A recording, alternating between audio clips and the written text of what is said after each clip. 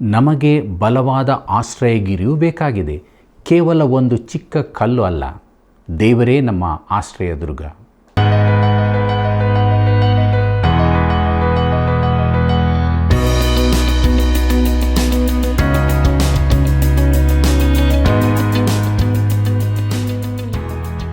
ಆತ್ಮೀಯ ಸ್ನೇಹಿತರೆ, ದೈವಾನ್ವೇಷಣೆ ಸತ್ಯವೇದ ಅಧ್ಯಯನ ಕಾರ್ಯಕ್ರಮಕ್ಕೆ ಪ್ರೀತಿಯ ಸುಸ್ವಾಗತ. ನಮ್ಮ ದೇವರು ಸ್ತುತಿ ಸ್ತೋತ್ರಗಳ ಮಧ್ಯದಲ್ಲಿ ವಾಸಿಸುವಾತನು. ಯಾರು ಸ್ತುತಿ ಯಜ್ಞಗಳನ್ನು ಸಮರ್ಪಿಸುತ್ತಾರೋ ಅವರೇ ಆತನನ್ನು ಗೌರವಿಸುತ್ತಾರೆ. ಇದು ನಿಮಗೆ ಆಶ್ಚರ್ಯವಾಗಿ ಕಾಣುತ್ತದೋ? ನಮ್ಮ ಇಡೀ ಜೀವಿತವೇ ಒಂದು ಆರಾಧನೆಯಾಗಬೇಕು. ಯಾಕಂದರೆ ದೇವರೇ ನಮ್ಮ ಆಶ್ರಯ ದುರ್ಗವು. ಇದನ್ನು ದೇವರ ವಾಕ್ಯದ ಅಧ್ಯಯನದಲ್ಲಿ ತಿಳಿದುಕೊಳ್ಳೋಣ. ನೀವು ಇರುವಂಥ ಸ್ಥಳದಲ್ಲಿ ಪ್ರಾರ್ಥನಾ ಪೂರ್ವಕವಾಗಿ ಈ ಕಾರ್ಯಕ್ರಮವನ್ನು ವೀಕ್ಷಿಸಿ ದೇವರ ಆಶೀರ್ವಾದ ಹೊಂದಿಕೊಳ್ಳಿರಿ. ಬನ್ನಿರಿ, ಪ್ರಾರ್ಥನೆ ಮಾಡೋಣ. ನಮ್ಮನ್ನು ಬಹಳವಾಗಿ ಪ್ರೀತಿ ಮಾಡುವಂಥ ನಮ್ಮ ರಕ್ಷಕನಾದ ಯೇಸು ಸ್ವಾಮಿಯಲ್ಲಿ ತಂದೆಯಾದ ದೇವರೇ, ನಿನ್ನ ಪರಿಶುದ್ಧವುಳ್ಳ ನಾಮಕ್ಕೆ ಅನಂತ ಸ್ತೋತ್ರವನ್ನು ಸಲ್ಲಿಸುತ್ತಾ ನಿನ್ನ ವಾಕ್ಯ ಧ್ಯಾನಕ್ಕಾಗಿ ನಿನ್ನ ಪಾದ ಬಳಿಗೆ ಬಂದಿದ್ದೇವೆ. ನಿನ್ನ ವಾಕ್ಯದ ಮೂಲಕ ನಮ್ಮ ಸಂಗಡ ಮಾತನಾಡು, ವಾಕ್ಯವನ್ನು ನಮ್ಮಲ್ಲಿ ನೆಲೆಗೊಳಿಸು. ನಾವು ಅದರ ಮೂಲಕವಾಗಿ ಬಿಡುಗಡೆಯನ್ನು, ಸ್ವಸ್ಥತೆಯನ್ನು, ಸಮಾಧಾನವನ್ನು ಹೊಂದಿಕೊಳ್ಳುವಂತೆ ಕೃಪೆ ಕೊಡು. ನಮ್ಮೆಲ್ಲ ವೀಕ್ಷಕ ಬಾಂಧವರನ್ನು ಕರುಣ ಮಾಡು. ದೇವರವರ ಜೀವಿತದಲ್ಲಿ ನಿನ್ನ ಕೃಪೆ ಸಮಾಧಾನ ಯಾವಾಗಲೂ ನೆಲೆಯಾಗಿರಿಸು. ರಕ್ಷಣೆಯ ಸಂತೋಷದಲ್ಲಿ ನಡೆಸು. ಈಗಲೂ ನಮ್ಮ ಸಂಗಡ ಮಾತನಾಡು. ನಾವು ಕೇಳಿ ವಿಧೇಯರಾಗುತ್ತೇವೆ. ಯೇಸುವಿನಾಮದಲ್ಲಿ ಬೇಡಿದ್ದೇವೆ ತಂದೆಯೇ, ಆಮೆನ್. ದೇವರ ವಾಕ್ಯವನ್ನು ಸ್ಮರಿಸುವವನು ಸುಕ್ಷೇಮವನ್ನು ಪಡೆಯುವನು. ಯೆಹೋವನಲ್ಲಿ ಭರವಸವಿಡುವವನು ಭಾಗ್ಯವಂತನು. ಕರ್ತನಲ್ಲಿ ಪ್ರೀತಿಯುಳ್ಳ ಸಹೋದರ ಸಹೋದರಿಯರೇ, ನಮ್ಮ ರಕ್ಷಕನಾದ ಯೇಸು ಕ್ರಿಸ್ತನ ಅತಿ ಮಹಿಮೆಯುಳ್ಳ ನಾಮದಲ್ಲಿ ನಿಮ್ಮೆಲ್ಲರಿಗೂ ಹೃದಯಪೂರ್ವಕವಾದ ಪ್ರೀತಿಯ ವಂದನೆಗಳು. ದೇವರ ಮಹಾಕೃಪೆಯಿಂದ ಕೀರ್ತನೆಗಳ ಅಧ್ಯಯನದಲ್ಲಿ ನಾವು ಮುಂದೆ ಸಾಗುತ್ತಾ ಇದ್ದೇವೆ. ದೇವರಾತ್ಮನ ಬಲವನ್ನು ಬೇಡಿಕೊಳ್ಳುತ್ತಾ 30ನೇ ಕೀರ್ತನೆಯ ಅಧ್ಯಯನವನ್ನು ಪ್ರಾರಂಭಿಸೋಣ.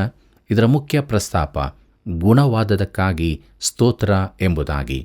ಕರ್ತನಲ್ಲಿ ಪ್ರಿಯರೇ, ಈ ಕೀರ್ತನೆಯು ದಾವೀದನ ಮನೆಯ ಪ್ರತಿಷ್ಠೆಯ ಸಂದರ್ಭದಾಗಿದೆ. ಅದು ಸ್ತುತಿ ಹಾಗೂ ಆರಾಧನೆಯ ಗೀತವಾಗಿದೆ. ಜೀವಿತದ ಬಿರುಗಾಳಿ ದಾಟಿ ಹೋದ ಮೇಲೆ ಹಾಡು ಬರುತ್ತದೆ.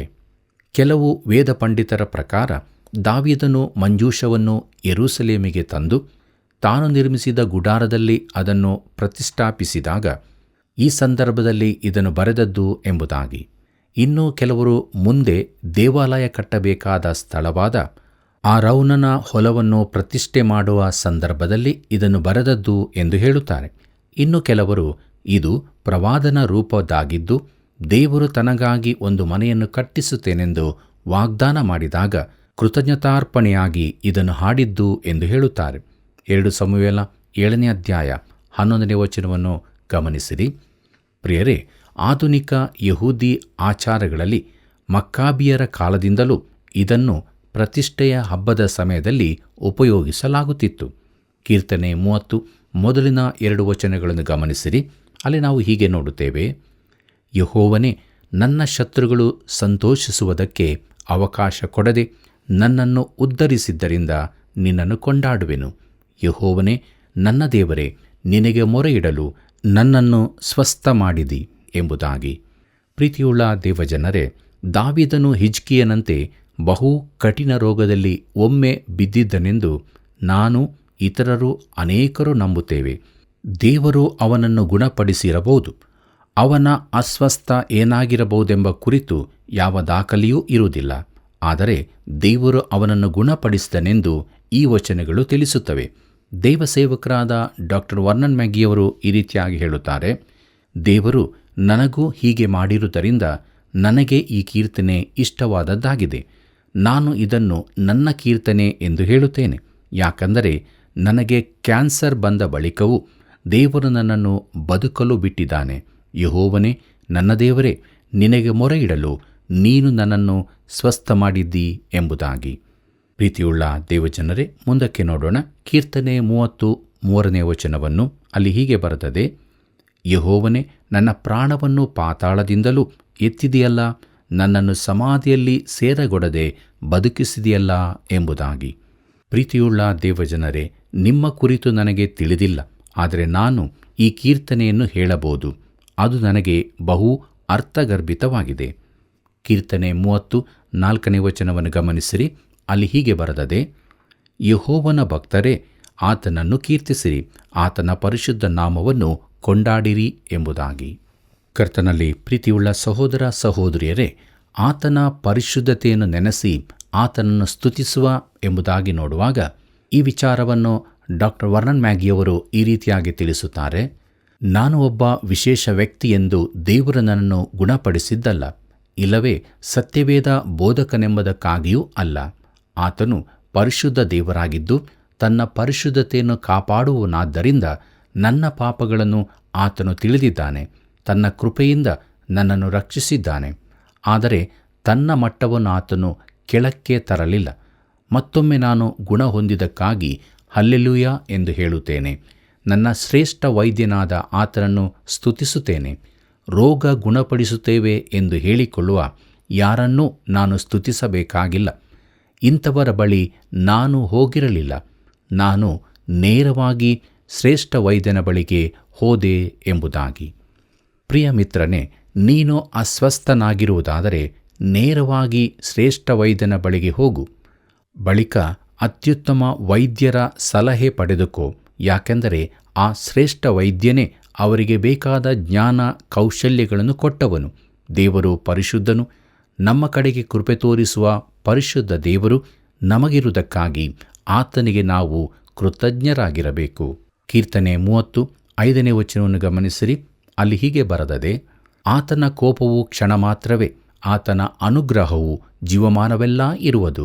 ಸಂಜೆಗೆ ದುಃಖವೆಂಬುದು ಬಂದು ನಮ್ಮ ಬಳಿಯಲ್ಲಿ ಇಳಿದುಕೊಂಡರೂ ಮುಂಜಾನೆ ಹರ್ಷಧ್ವನಿಯು ಕೇಳಿಸುವುದು ಎಂಬುದಾಗಿ. ಪ್ರೀತಿಯುಳ್ಳ ಸಹೋದರ ಸಹೋದರಿಯರೇ, ಆತನ ಕೋಪವು ಕ್ಷಣ ಮಾತ್ರವಾಗಿರುತ್ತದೆ ಎಂಬುದಾಗಿ ನೋಡುವಾಗ ಬಿರುಗಾಳಿ ದಾಟಿ ಹೋಗುತ್ತದೆ. ಆತನು ನನ್ನನ್ನು ದಂಡಿಸುವುದಾದರೂ ಅದು ಕ್ಷಣ ಮಾತ್ರವಿರುತ್ತದೆ. 2-3 ಸಂದರ್ಭಗಳಲ್ಲಿ ನಾನು ಆತನ ಶಿಕ್ಷಣವನ್ನು ಅನುಭವಿಸಿದ್ದೇನೆ. ನನ್ನ ತಂದೆ ಕೂಡ ನನ್ನನ್ನು ಶಿಕ್ಷಿಸಿದ್ದಾರೆ. ಅದು ನನಗೆ ಅಭ್ಯಾಸವಾಗಿ ಹೋಗಿದೆ. ಆದರೆ ಆತನ ಸಿಟ್ಟು ಬಹಳ ಸಮಯವಿರುವುದಿಲ್ಲ. ಅದು ಒಂದು ಕ್ಷಣ ಮಾತ್ರವಿರುತ್ತದೆ. ಕೀರ್ತನೆ 30:8 ಮತ್ತು 9 ಗಮನಿಸಿರಿ. ಅಲ್ಲಿ ನಾವು ಹೀಗೆ ನೋಡುತ್ತೇವೆ, ಯೆಹೋವನೇ, ನಿನಗೆ ಮೊರೆಯಿಟ್ಟೆನು, ನನ್ನ ಒಡೆಯನಿಗೆ ಬಿನ್ನವಿಸಿದೆನು. ನನ್ನನ್ನು ಕೊಂದು ಹಾಕಿ ಸಮಾಧಿಗೆ ಸೇರಿಸಿದರೆ ನಿನಗೆ ಲಾಭವೇನು? ಮಣ್ಣು ನಿನ್ನನ್ನು ಸ್ತುತಿಸುವುದೋ? ಅದು ನಿನ್ನ ನಂಬಿಕೆಯನ್ನು ಹೊಗಳುವುದೇನೋ ಎಂಬುದಾಗಿ. ಪ್ರೀತಿಯುಳ್ಳ ದೇವಜನರೇ, ದೇವಸೇವಕರಾದ ಡಾಕ್ಟರ್ ವರ್ನನ್ ಮ್ಯಾಗಿಯವರು ಹೇಳಿದ್ದೇನೆಂದರೆ, ದಾವೀದನು ಹೇಳಿದಂತೆಯೇ ನಾನು ದೇವರಿಗೆ ಹೇಳಿದೆನು. ನಾನು ಹೇಳಿದೆ, ಕರ್ತನೇ, ನಾನು ಈ ಲೋಕದಲ್ಲಿ ಉಳಿದು ನಿನ್ನ ವಾಕ್ಯವನ್ನು ಕಲಿಸಲು ಇಷ್ಟಪಡುತ್ತೇನೆ. ಪರಲೋಕಕ್ಕೆ ಬಂದರೆ ನಾನು ನಿನ್ನೊಂದಿಗೆ ತುಂಬಾ ಸಮಯ ಇರುತ್ತೇನೆ. ಆದರೆ ಈ ಭೂಮಿಯಲ್ಲಿ ಇನ್ನೂ ಸ್ವಲ್ಪ ಕಾಲ ಇರಲು ಬಯಸುತ್ತೇನೆ. ದಾವೀದನು ಹೀಗೆ ಮಾತನಾಡಿದನು, ನಾನು ಸಹ ಅವನಂತೆ ಮಾತನಾಡಿದೆ ಎಂಬುದಾಗಿ. ಪ್ರಿಯನೇ, ನಿನ್ನ ಸ್ಥಿತಿಗೆ ಸರಿಹೊಂದುವ ಒಂದು ಕೀರ್ತನೆ ನಿನಗೆ ಸಿಗಬಹುದು.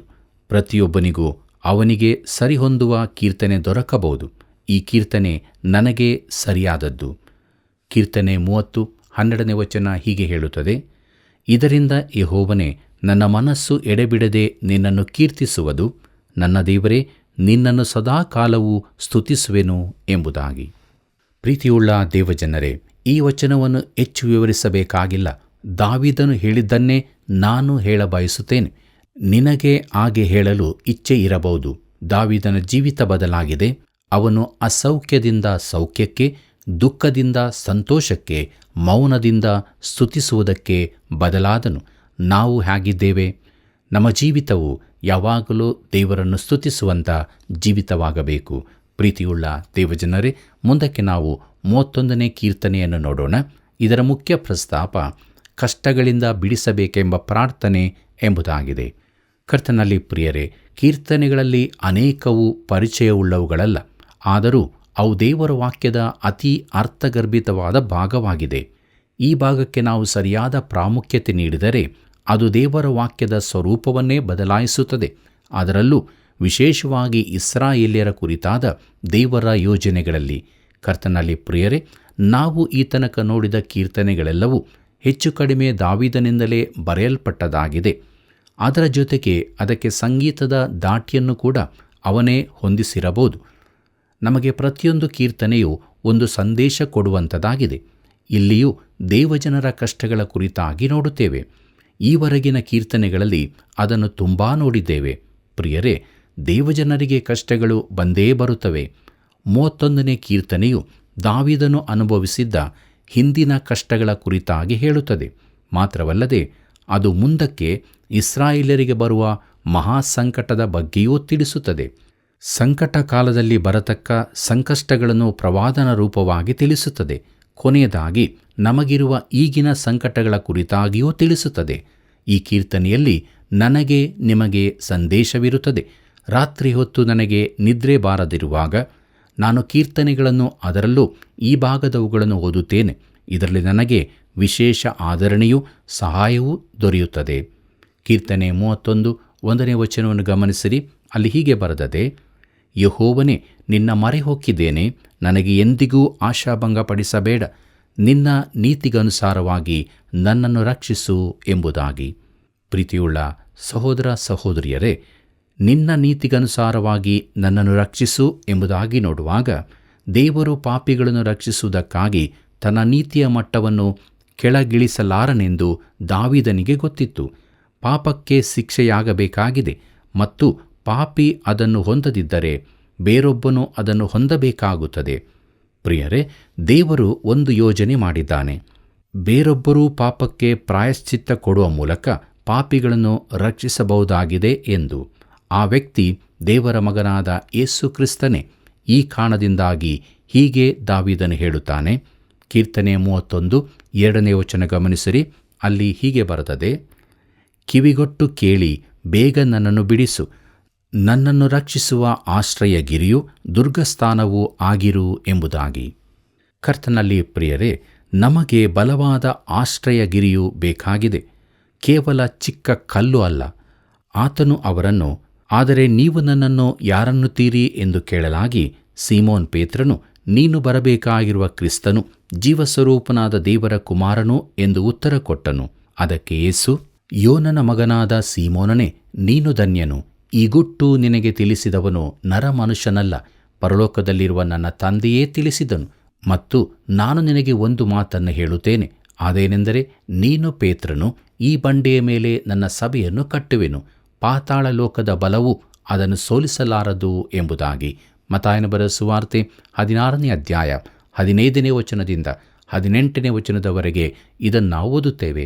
ಪ್ರಿಯರೇ, ಸಭೆಯು ಕ್ರಿಸ್ತನೆಂಬ ಬಂಡೆಯ ಮೇಲೆ ಕಟ್ಟಲ್ಪಟ್ಟಿದೆ. ಆ ಅಸ್ತಿವಾರವನ್ನಲ್ಲದೆ ಮತ್ತೊಂದು ಅಸ್ತಿವಾರವನ್ನು ಯಾರೂ ಹಾಕಲಾರರಷ್ಟೇ ಎಂಬುದಾಗಿ ಕೊರಿಂಥದವರಿಗೆ ಬರೆದ 1ನೇ ಪತ್ರಿಕೆ 3ನೇ ಅಧ್ಯಾಯ 11ನೇ ವಚನದಲ್ಲಿ ನೋಡುತ್ತೇವೆ. ಪ್ರೀತಿಯುಳ್ಳ ದೇವಜನರೇ, ನಾವು ಆಧಾರ ಮಾಡಬಹುದಾದ ಬಲವಾದ ಬಂಡೆ ಯೇಸು ಕ್ರಿಸ್ತನೇ. ಒಬ್ಬರು ಸ್ಕ್ಯಾಟಿಷ್ ಸ್ತ್ರೀ ತನ್ನ ರಕ್ಷಣೆ ಹಾಗೂ ಭರವಸೆಯ ಕುರಿತು ಮಾತಾಡುತ್ತಿದ್ದರು. ಕೆಲವೊಮ್ಮೆ ನನಗೆ ಭಯವುಂಟಾಗಿ ಬಂಡೆಯ ಮೇಲಿದ್ದೇ ನಾನು ನಡಗುತ್ತೇನೆ, ಆದರೆ ಬಂಡೆ ಎಂದಿಗೂ ನಡಗುವುದಿಲ್ಲ, ಅದು ಬಲವಾದ ಬಂಡೆಯಾಗಿದೆ ಎಂದು. ಪ್ರೀತಿಯುಳ್ಳ ದೇವಜನರೇ, ದಾವೀದನು ಬಂಡೆಯ ವಿಚಾರ ಮುಗಿಸಲಿಲ್ಲ. ಇನ್ನೂ ಆತನಿಗೆ ಹೇಳಲಿಕ್ಕಿದೆ. ಇದನ್ನು ಒಂದು ವೇಳೆ ಮೊದಲ ಬಂಡೆಯ ಗೀತವೆಂದು ಹೇಳಬಹುದು. ಕೀರ್ತನೆ 31 3ನೇ ವಚನ ಗಮನಿಸಿರಿ. ಅಲ್ಲಿ ಹೀಗೆ ಬರೆದದೆ, ನೀನೇ ನನ್ನ ಬಂಡೆಯೂ ಕೋಟೆಯೂ ಆಗಿದೆಯಲ್ಲ, ಆದುದರಿಂದ ನಿನ್ನ ಹೆಸರಿನ ನಿಮಿತ್ತ ದಾರಿ ತೋರಿಸಿ ನನ್ನನ್ನು ನಡೆಸು ಎಂಬುದಾಗಿ. ಕರ್ತನಲ್ಲಿ ಪ್ರಿಯರೇ, ಕರ್ತನಾದ ದೇವರು ನಿನ್ನ ಬಂಡೆಯಾಗಿದ್ದಾನೋ? ನೀನು ಅದರ ಮೇಲೆ ವಿಶ್ರಾಂತಿ ಪಡೆಯುತ್ತಿದ್ದೀಯೋ? ಆತನು ನಿನ್ನ ಕೋಟೆಯಾಗಿದ್ದಾನೋ? ಆಶ್ರಯ ದುರ್ಗವು ಭದ್ರತೆಯನ್ನು ಒದಗಿಸುತ್ತದೆ. ಅದು ನಮಗೆ ಬೇಕಾಗಿದೆ. ಆದದರಿಂದ ನಿನ್ನ ಹೆಸರಿನ ನಿಮಿತ್ತ ದಾರಿ ತೋರಿಸಿ ನನ್ನನ್ನು ನಡೆಸು ಎಂಬುದಾಗಿ ನೋಡುವಾಗ, ನಾನು ಅರಸನಾದ ದಾವೀದನು ಎಂಬುದಕ್ಕಾಗಿ ಅಲ್ಲ, ಆದರೆ ನಿನ್ನ ಹೆಸರಿಗಾಗಿ ಎಂಬುದಾಗಿ ಅವನು ಹೇಳುತ್ತಾನೆ. ಕೀರ್ತನೆ 31 4ನೇ ವಚನವನ್ನು ಗಮನಿಸಿರಿ. ಅಲ್ಲಿ ಹೀಗೆ ಬರೆದದೆ, ಶತ್ರುಗಳು ನನಗೆ ರಹಸ್ಯವಾಗಿ ಒಡ್ಡಿದ ಬಲೆಯೊಳಗೆ ಸಿಕ್ಕಿ ಬೀಳದಂತೆ ನನ್ನನ್ನು ಕಾಪಾಡು ಎಂಬುದಾಗಿ. ಪ್ರಿಯರೇ, ಅವರು ನನಗಾಗಿ ರಹಸ್ಯವಾಗಿ ಒಡ್ಡಿದ ಬಲೆಯಿಂದ ನನ್ನನ್ನು ಹೊರಗೆ ಎಳೆ ಎಂಬುದಾಗಿ ಹೇಳುತ್ತಾನೆ. ಮುಂದಕ್ಕೆ ನೋಡೋಣ. ಕೀರ್ತನೆ 31 5ನೇ ವಚನವನ್ನು. ಅಲ್ಲಿ ಹೀಗೆ ನೋಡುತ್ತೇವೆ, ನೀನೇ ನನಗೆ ಆಧಾರವಲ್ಲವೇ? ನನ್ನ ಆತ್ಮವನ್ನು ನಿನ್ನ ಕೈಗೆ ಒಪ್ಪಿಸಿಕೊಟ್ಟಿದ್ದೇನೆ. ಯೆಹೋವನೇ, ನಂಬಿಕೆಯುಳ್ಳ ದೇವರೇ, ನನ್ನನ್ನು ವಿಮೋಚಿಸಿದ್ದೀ ಎಂಬುದಾಗಿ. ಪ್ರೀತಿಯುಳ್ಳ ಸಹೋದರ ಸಹೋದರಿಯರೇ, ಕರ್ತನಾದ ಯೇಸುವನ್ನು ಕ್ರೂಜಿಗೆ ಹಾಕಿದಾಗ ಯೇಸು, ತಂದೆಯೇ, ನನ್ನ ಆತ್ಮವನ್ನು ನಿನ್ನ ಕೈಗೆ ಒಪ್ಪಿಸಿಕೊಡುತ್ತೇನೆ ಎಂದು ಮಹಾಧ್ವನಿಯಿಂದ ಕೂಗಿದನು. ಇದನ್ನು ಹೇಳಿದ ಮೇಲೆ ಪ್ರಾಣ ಬಿಟ್ಟನು. ಲೂಕನ ಬರೆದ ಸುವಾರ್ತೆ 23ನೇ ಅಧ್ಯಾಯ 46ನೇ ವಚನದಲ್ಲಿ ಇದನ್ನು ನಾವು ನೋಡುತ್ತೇವೆ.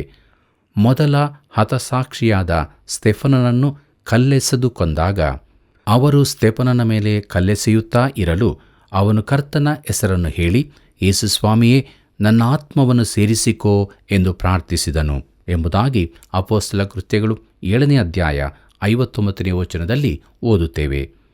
ಪ್ರೀತಿಯುಳ್ಳ ದೇವಜನರೇ, ಕ್ರೈಸ್ತ ಸಭಾ ಚರಿತ್ರೆಯಲ್ಲಿ ಅನೇಕ ಹತಸಾಕ್ಷಿಗಳು ಈ ಮಾತನ್ನು ಉದ್ಗರಿಸಿದ್ದರು.